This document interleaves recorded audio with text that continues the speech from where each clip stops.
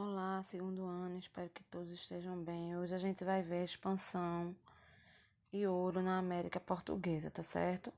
Quando a gente fala na expansão do ouro, a gente não pode deixar de falar de Bartolomeu Bueno da Silva, ok?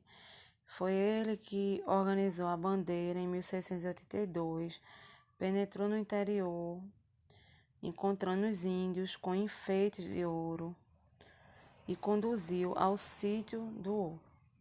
Com a recusa dos índios, Bartolomeu reúne seus chefes e manda vir um barril de cachaça, despejando o líquido numa bacia e incendiando os índios. Foram aterrorizados e chamaram, Diabo Velho, mais conhecido. Ele era uma ameaça a incendiar os rios e lagos, se não for, ou seja, revelado o local das minas, tá certo? Se não fosse revelado, ele tocava fogo. Então os índios o levam a um sítio onde ele colhe ouro em abundância e com facilidade. Até o fim do século XVI, a colonização portuguesa restringiu-se ao litoral nos séculos seguintes, ou seja, ele ganhou o sertão e outros pontos do litoral. Esse avanço da colonização está associado à ação dos soldados, dos jesuítas e dos bandeirantes, é o que a gente vai ver agora, tá certo? Os soldados, gente, eles eram piratas e corsários europeus. Eles assaltavam a costa americana em busca de riquezas, como a União Ibérica, que foi de 1580 a 1640, tá certo? A pirataria no litoral brasileiro se intensificou, atraindo também os inimigos espanhóis, o governo luso-espanhol que reagiu, enviando e erguendo fortes em pontas estratégicas para o território colonial. E alguns deram origem a várias capitais brasileiras, como João Pessoa, Natal, São Luís, Fortaleza e Belém. Manaus também.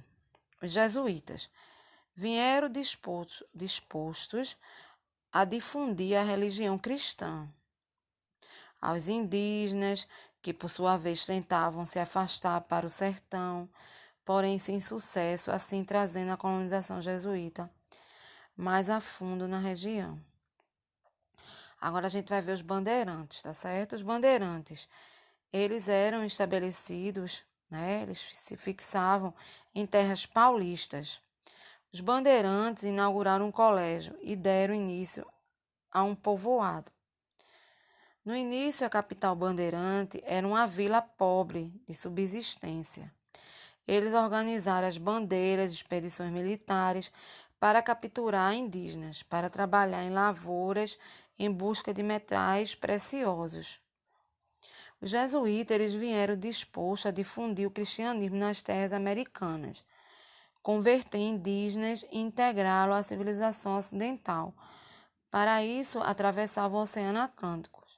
Tinha as missões, reduções e aldeamentos, certo? Eram comunidades indígenas organizadas pelos jesuítas. Tinha por objetivo, gente, centralizar as tribos indígenas em um só local para torná-los cristãos. Os índios eram obrigados a abandonar seus valores culturais, como politeísmo e a antropofagia, poligamia, aprender o latim e as orações católicas. Mas os jesuítas também aprenderam a língua tupi, fundamental para ensinar e catequizar a população nativa. Eles, por escrito, a gramática, o tupi, ajudando com isso a preservar o patrimônio linguístico indígena tupi, tá certo? Nas missões jesuítas eles realizavam trabalhos agrícolas e artesanais, tá certo? Que era voltado à subsistência, ao comércio com diferentes regiões da colônia. Criavam animais como, gente, bois, cavalos, porcos e galinhas. A agricultura seguia o modelo europeu do extrativismo vegetal. As riquezas obtidas com a venda desses produtos destinavam à manutenção das despesas de ordem religiosa, responsável pela aldeia. Os nativos, sob o controle dos jesuítas, bem como de outras ordens religiosas, eram empregados em suas propriedades, certo? Gerando recursos para financiar as atividades da Companhia de Jesus. Em 1680, o padre Antônio Vieira conseguiu a aprovação de uma lei que impedia a escravidão indígena pelos colonos e o controle dos jesuítas sobre os chamados índios. Tal orientação entrava em choque com a dos colonos, que estavam interessados em escravizar os indígenas e explorar sua força de trabalho. O confronto entre os padres e colonos foi inevitável. Os colonos defendiam os índios, um negócio bastante lucrativo, por isso eram frequentes as invasões de destruição de missões para saquear as riquezas e escravizar os nativos. Exemplo desse conflito, gente, os interesses eram a revolta de Beckham e as guerras, tá certo? A revolta de Beckham. Fazendeiros do Maranhão, eles eram liderados pelos irmãos Manuel e Thomas Beckham, que revoltaram-se contra os jesuítas e a Companhia Geral do Comércio do Maranhão. O comércio da região não supria a demanda de mão de obra negra. A grande reivindicação da revolta era por melhorias, provimento de mão de obra para aumentar a produção açucareira, uma vez que o açúcar estava em decadência. E para os fazendeiros conseguirem manter seu padrão de vida, foi necessário que expandissem suas lavouras, porém sua mão de obra escrava. Isso não era possível. Assim, os fazendeiros acabaram, gente, arcando com a crise do sistema açucareiro. Em 1684, os revoltosos ocuparam São Luís por quase um ano. Portugal reprimiu com violência o movimento e seus líderes foram enforcados. Depois disso, a gente não pode esquecer que a coroa portuguesa atendeu às reivindicações dos colonos. Por último, vamos ver os bandeirantes, e as bandeiras. Bandeirantes, na capitania de São Vicente, a economia açucareira vinha declinando. Diante disso, boa parte da população vicentina subiu a Serra do Mar e se estabeleceu no Planalto Paulista. Lá, liderado pelo padre José de Anchieta, eles inauguraram um colégio e deram início a um povoado de São Paulo do Campo de Piratininga, tá? No passado, no século XVI para o século XVII, São Paulo era uma vila relativamente pobre, que produzia para sua subsistência. Não tinha como importar aquilo de que necessitava. A população era, na sua maioria, formada de mamelucos, mestiços de branco com índio. Assimilara muito a cultura tupi. Os paulistas deslocavam-se a pé ou de canoa, tá certo? Falavam o tupi, andavam descalço, tá certo? Dormiam em redes e falavam, eles dormiam em redes, Na região até o século XVIII, além disso, cultivavam seus alimentos, costuravam suas roupas e fabricavam seus artefatos de caça e de pesca. Sendo homens rudes, resolveram, à sua maneira, o problema da falta de mão de obra. Desde muito cedo, organizaram expedições para buscar no sertão um remédio para esses males, como se dizia na época, tá certo?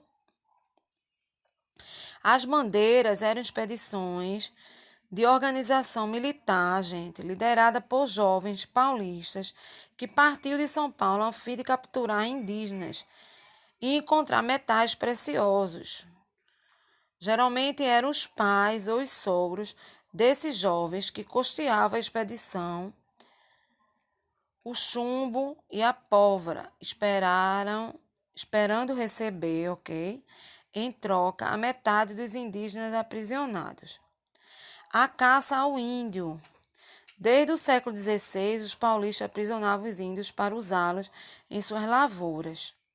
Porém, o crescimento das plantações de trigo na região intensificou a procura pela mão de obra. Os paulistas organizaram então grandes bandeiras com o objetivo de aprisionar os índios, onde estavam as missões. Os indígenas isolados dos núcleos urbanos administrados pelos jesuítas. Lá havia muitos índios, certo? Os principais bandeiras da caça ao índio, chefiados por Manuel Preto e Antônio Raposo Tavares, destruíram apenas em 10 anos, de 1628 a 1638, as missões de Guará, Mato Grosso do Sul e Rio Grande do Sul. Milhares de guaranis foram aprisionados e o gado se dispersou pelas Campinas do Sul. Guará era uma região de acesso relativamente fácil, distante de São Paulo por volta de 50 dias de viagem. A expulsão dos holandeses no Nordeste brasileiro e da África regularizou o tráfico negreiro e a importação do trigo português, abalado a produção paulista.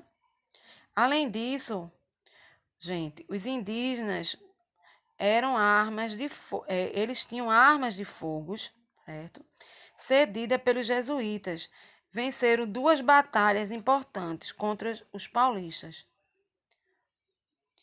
contribuindo para o declínio, do bandeirismo de caça ao índio, tá certo?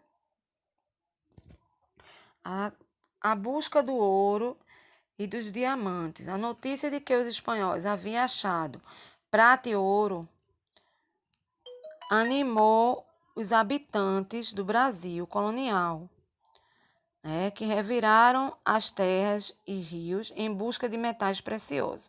O governo português, por sua vez, também incentivou essa busca, financiando as entradas, que eram, expedições que partiam do litoral brasileiro em busca de riquezas no sertão.